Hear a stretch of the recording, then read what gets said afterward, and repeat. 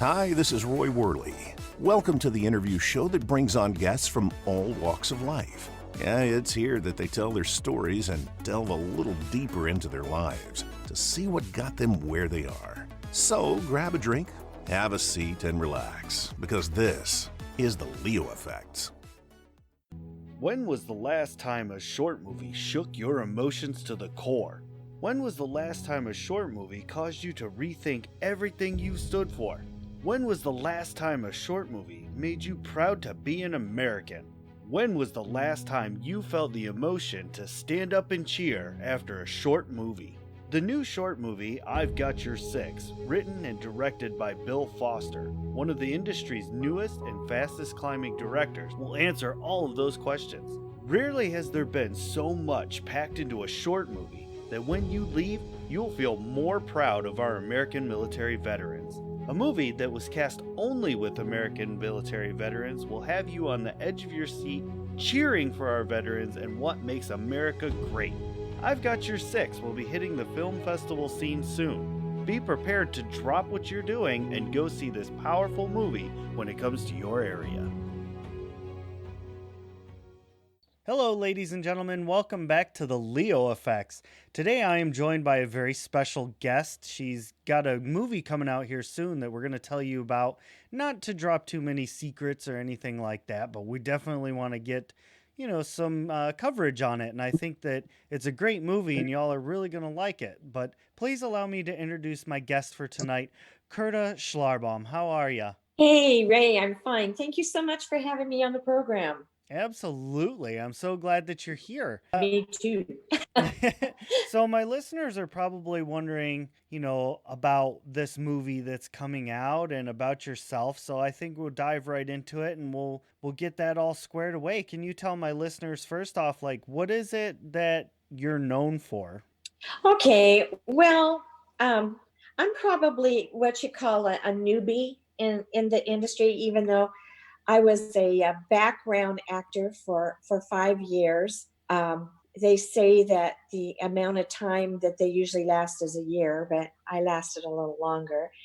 And I worked on lots and lots of shows. I worked, my very first one was Mike and Molly. I worked on House, Parenthood, Medium, Grey's Anatomy, Harry's Law, Big Love, Parks and Rec. I could go on and on. I mean, I had a great time as a background actor. I have lots of funny stories and good memories. But once I got my SAG card, things changed. And I found out how nice it was to eat real food with the principals and not have to sit in holding hour after hour after hour. But when things really started to move was when I was asked to do a show with David C. Smith, who is director of photography, and it was for a show called Punk Payback. And with I don't know if you've ever heard of the wrestler. His name is Boss Rutan. Does Yeah, that sound yeah. familiar? Yeah. Well, I did a program with him. I had a fun part, and then David called on me later to join him in a pilot called Dive, and I had a really great part with a wonderful actor by the name of Blake Heron. And Blake was a childhood star. He did the movie Shiloh when he was a little boy. Do you remember that Oh, I movie? do. Yeah. So I instantly had I don't know, some kind of um, thing with Blake in that he reminded me so much of my own son, and I really liked him. But a really nice thing that happened was I met one of the producers. His name is David Maccabee, and David and I became fast friends. And I had written a story for the love of Jessee, and I took it to one director slash producer writer in hopes that he would like it. And he said, "Nah." He said, "This is just way too cheesy." Oh my And I gosh. thought, okay, so yeah, so I took it to David Maccabee, and David said, "I love it. Let's write it." So that was how the beginning of For the Love of Jessee happened. We started to write it together. That's amazing. What was it that made you decide to become an actor in the first place? I'm ham. It kind of it's just, I was one of those kids. I was in tap and ballet, and once I got in school and there was drama club, I was in that. And then as an adult, I took one of my boys, tried to get him into show business. He wasn't very interested, but I was one of those stage moms. Hmm. And finally, I said, "Oh, heck with trying to get my kid into business. I'll just take acting classes." So I took stage, and then I went into commercial acting, and I just liked it. I love being on a set. I'm kind of like Lucille Ball. I get on a movie set and I go crazy. That's Oh, awesome. movie star, which is a real no-no. That's a real Right. no-no when you're a background. I mean, you're not supposed to talk to them. You're not supposed to look at them. Nothing. And I think almost every single show I was on, I wound up always talking to somebody. Sometimes I get in trouble. Other times the principals would engage me in a conversation, and I loved it. I was starstruck. Absolutely. There's nothing wrong with that at all. Oh no, I loved it. I've had some fun times at being a background actor, and just the whole thing about being on a movie set is just magical. It really is. That's cool. Well, I think I'd like to kind of move into talking more about For the Love of Jesse. I mean, since this was kind of your brainchild, I'd really like to know a little bit more about it. And my main, I mean, without obviously giving too much away, but my main first question is like, what's the plot? What's the synopsis? Well, before I got into acting, I worked for 20 some odd years for an OBGYN. Oh, okay. And it was a doctor in Orange County. His name was Dr. Edward C. Schumann. And he was one of the most wonderful people that I've ever met. He was a brilliant doctor, delivered thousands of babies. When I worked for him, I used to go on deliveries with him. And when we worked together, because I was his assistant in the office, anytime anything unusual, "Hey, come here, let me show you this." "Oh, I'm going to do a surgery. You got to come with me." He was wonderful. And he was the inspiration of my doctor in the movie, Dr. Luke Matthews. And when it came time to think of what would be the most awful thing that could happen to a pregnant woman, naturally it's the death of a baby. And so I talked with Dr. Schumann and I said, "What would be the most unusual thing that would cause a woman to die during childbirth?"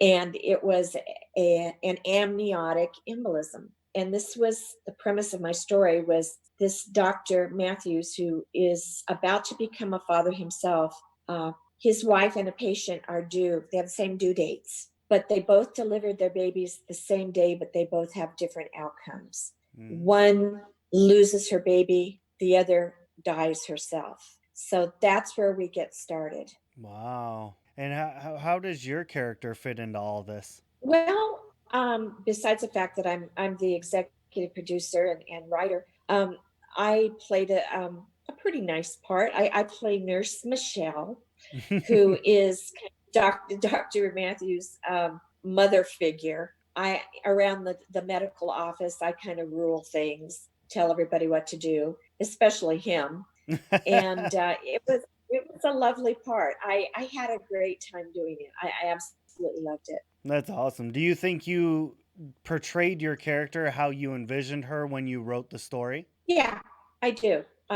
She was a motherly type, and of course, I'm a mother to three kids, and besides Adrienne Barbeau, who was fabulous, I was the next oldest on set, so I filled the role of an older woman, a mom figure, a grandmother, um, kind of a nurse ratchet, I guess you could say, only on the nice side. And of the other actors, you think they portrayed their characters the way you envisioned them as well? Well, in the very beginning, uh, as I had mentioned, that the young man Blake Heron that I met on the set of the pilot called Dive, David Maccabee and I actually wrote the script for him to be Luke Matthews. Mm. David was very good friends with Blake and had worked with him before. And I was just, yes, let's do it. The thing about Blake was he always played a bad guy. Either he played a drug addict, a criminal, down and out. And so when we wrote this, we talked to him about playing a different type of role for once, playing a doctor, a husband, and a father to a brand new baby. And he was really excited about it. He wanted to do it. But about 3 weeks, maybe 4 weeks before we started to film, Blake died. Wow. And yeah, it was the biggest shock and the biggest heartbreak. And at that point, David and I, we just kind of, what are we going to do? You know, our leading man died. And then 3 weeks before filming, we have had a barrel horse that we were going to use in a barrel racing scene. Mm-hmm. And he got in a bad accident and he had to be put down. Oh my goodness. Yeah, and then right before that, David Maccabee, the director, gets in a motorcycle accident. So we're thinking, maybe we shouldn't make this movie. Yeah, that's what I was about to say. Holy crowley. Yeah, we were really feeling the full effects of Murphy's Law, but we got to talking, and we got with a casting director, and we said, okay, we're going to go ahead and we're going to go ahead and try to find another Luke Matthews. And actually, it wasn't Luke Matthews then; it was David Matthews. Mm-hmm. But when Blake died, we changed the doctor's name to Luke Matthews. We needed a new name, Yeah. a new character. And so that was when we found Randy Wayne, who was a great choice, and he had big shoes to fill. He really did. And when he came onto set, most of the cast and crew were still mourning Blake Heron, and didn't quite know whether they were going to like Randy or not. But Randy wound up just hitting it out of the park. He was fantastic. That's beautiful. And from there, things kind of calmed down a little bit. Yeah, they did. Between Randy Wayne and Adrienne Barbeau, I mean, talk about connections between actors. Then we had wonderful new actress on the scene from Australia, Mandala Rose, who is one of the most beautiful actors I've ever been around as far as her performance and what she gives when she performs. And then we had the wonderful Brie Blair, who you probably know of her. She's a regular on SWAT. Mm-hmm. She, even though her part was short, she gave a beautiful, beautiful performance. And last but not least, Tony Denman. He was fantastic. He played the other doctor. He played Luke Matthews' best friend, his sidekick. And if you know Tony, he also was a child star who happened to be best friends with Blake Heron. And that was why he said yes to doing the film, as did a couple of the other actors who had known Blake and said, we'll do it because we love Blake. Gotcha. But that wasn't the only thing that was crazy going on around there, right? I mean, you had all these people in your house at one point, right? Oh, yeah. I live in Wickenburg, Arizona, sweet little town.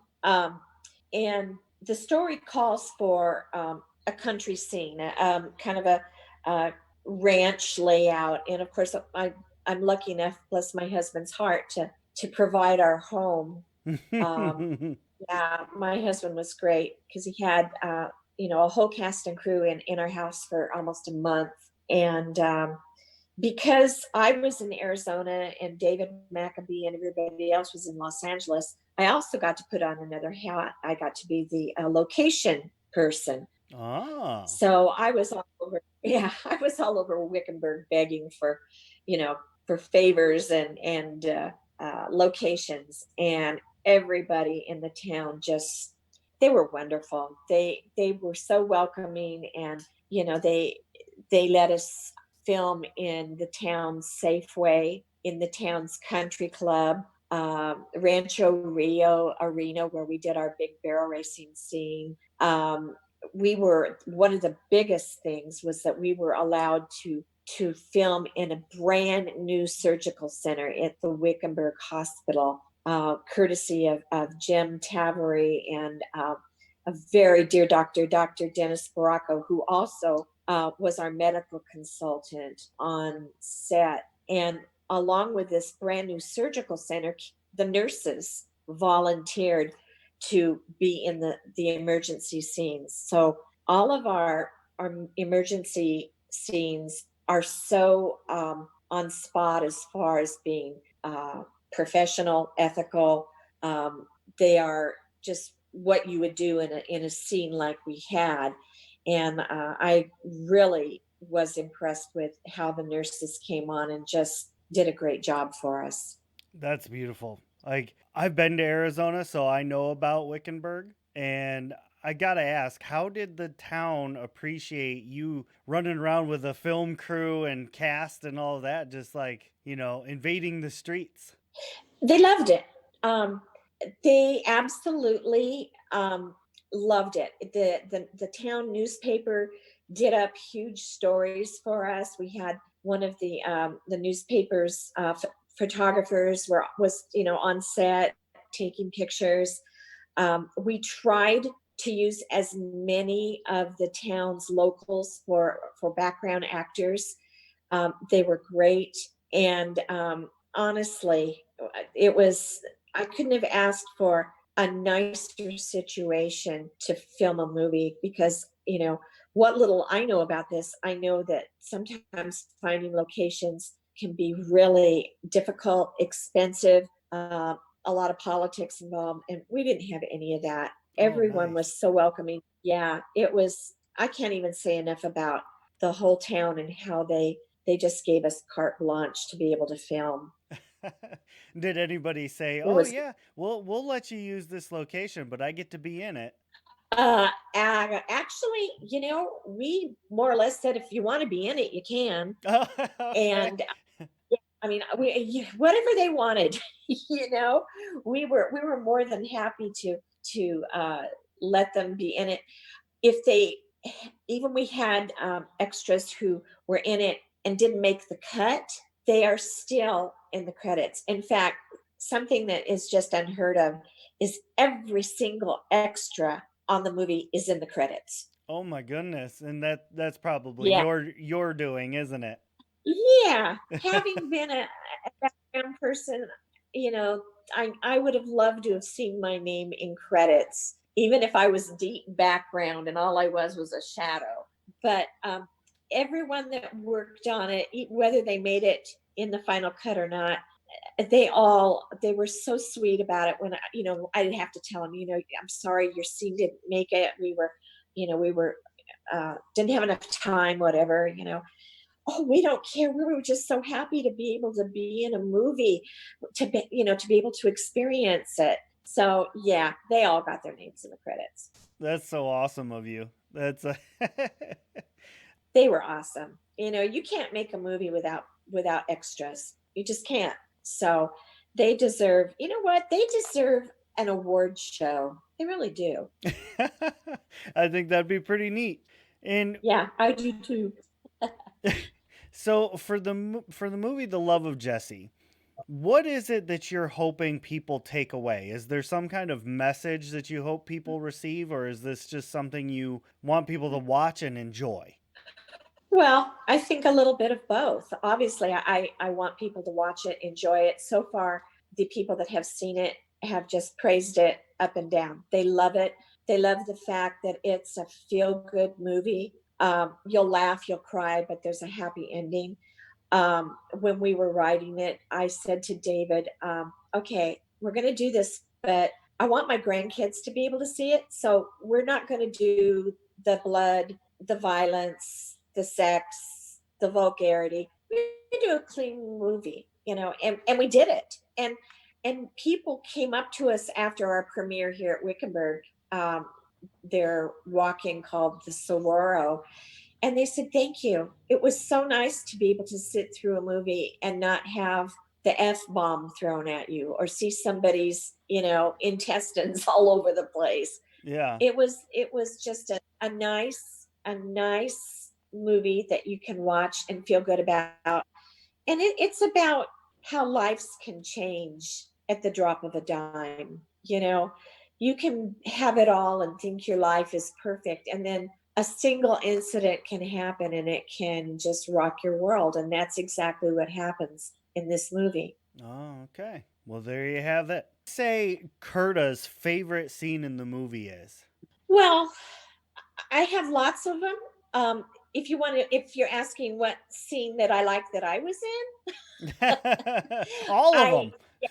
I'll, I I do a scene with Mandala Rose, and it's gut wrenching. It breaks your heart. That was my favorite scene with me working Mm-hmm. on it. But my favorite scene is probably, it's a very sad scene. It's between Randy Wayne and Mandala Rose, where they decide to spread the ashes, him, his wife, and her baby son. And there wasn't a dry eye on the set. Oh I mean, my. we all cried. It's such a beautiful scene. It was shot right at suns, just right before sunset, and it was beautiful. But I have to tell you, the camera people, our director of photography, David C. Smith, he did an absolutely beautiful job of shooting the film, and his assistant Drew, was just unbelievable. It's a pretty film. When you see it, and your DVD's on the way, because I sent it to you, Oh, thank you. I can't you wait to do a you're review on gonna, it. yeah, you're going to be impressed with how pretty it is. The cinematography is really incredible. Oh, another favorite is the barrel racing scene, Oh, there uh, you go. because my daughter is the stand-in barrel racer, and it's really sweet. I love Oh, it. neat. Well, I kind of want to Yeah. kind of shift gears a little bit and get the listeners to hear a little bit more about you, if that's all right. Sure, sure. So, Well, what do you want to know? well, between all of this extra work that you're doing and trying to be, doing your executive producing, do you have time for hobbies? Well, we have a small ranch, and we've got horses, we've got dogs, we've got chickens, we've got desert tortoises. My husband is semi-retired, and so we spend a lot of time working around our place. I love to ride horses. I have a Tennessee Walker that I'm crazy about, and all I have to do is just walk down a little hill on the side of my property, and I'm down on the riverbed, and you can ride forever. Our daughter, Katie, is a she races trucks, and my husband is very involved with that. So we love to travel with her and go to her races, and we just, I mean, and we're grandparents. I'm the grandmother to triplets, Oh my. so yeah. I love to see, the family. Most of my family now is all here in Arizona, so it's nice to have them around. And I still love to write. I'm actually writing another story that I'm hoping that David will take over for me and write it into a script so we can make another movie together. Maybe we'll see how Jesse does. I kind of got to recoup the piggy bank. I owe my husband big bucks. Well, there you have that. Yeah, yeah, it's expensive being the only. Well, I can't say the only. We had several other executive producers, but my husband was the piggy bank. So, like I said, I owe him big time. Well, hopefully, it pays back tenfold. Well, I hope so. Now you're going to laugh at this because I got my first royalty report from our distributors, and it was 10 cents. Oh, I'm going to frame it. there you go. That's awesome. Yeah, I'm rolling in money. Oh, gee. What's funny about that, so now that we have been involved in making a film, every time we watch a movie, we're like, that must have cost a lot of money. I mean, when you know what goes on in making a film, it's unbelievable. Just unbelievable. Yeah, jeez. Well, do you have any advice for anybody that's trying to become an actor or trying to become an executive producer or writer?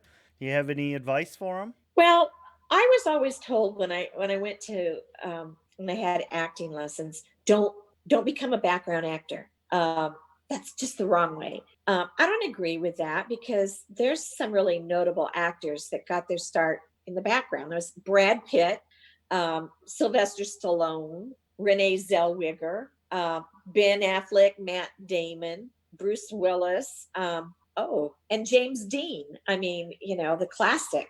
Yeah. Sometimes that's just what you have to do. It teaches you humility. It's kind of like I've always said every woman at some point in her life should be a waitress because it teaches you humility. It teaches you how to work with people.